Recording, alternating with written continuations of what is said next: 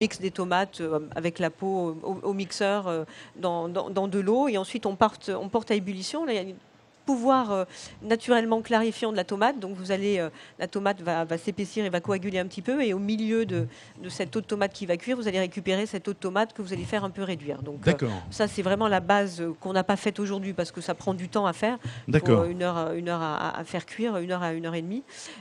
Par contre après ce qu'il faut c'est du sucre puisqu'on va faire une marinade, donc une gastrique, sucre, sucre semoule.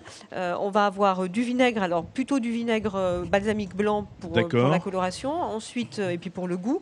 Ensuite on va avoir de la menthe réglisse, de la menthe bergamote, du Buddha matcha. Alors ça, le Buddha matcha. Le Buddha matcha, qu'est-ce que c'est le Buddha matcha? Alors le Buddha matcha, c'est le thé du Bouddha en fait au Japon. C'est une feuille d'hortensia fermentée que les Japonais utilisent pour faire des thés. C'est un peuple qui aime beaucoup les infusions.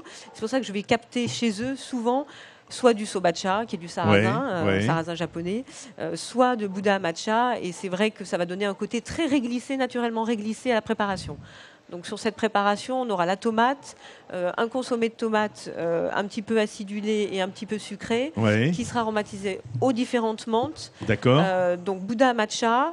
On rajoutera un petit peu de gingembre frais aussi râpé, de citron jaune et de fleurs de sureau. Ça, c'est toujours la base de mes recettes de tomates. Il y a toujours un peu de fleurs de sureau. Voilà, que vous pouvez trouver séchées, que vous avez fraîches en saison au printemps. Oui, à la maison, que vous pouvez même trouver dans le jardin de vos voisins. Vous n'hésitez pas.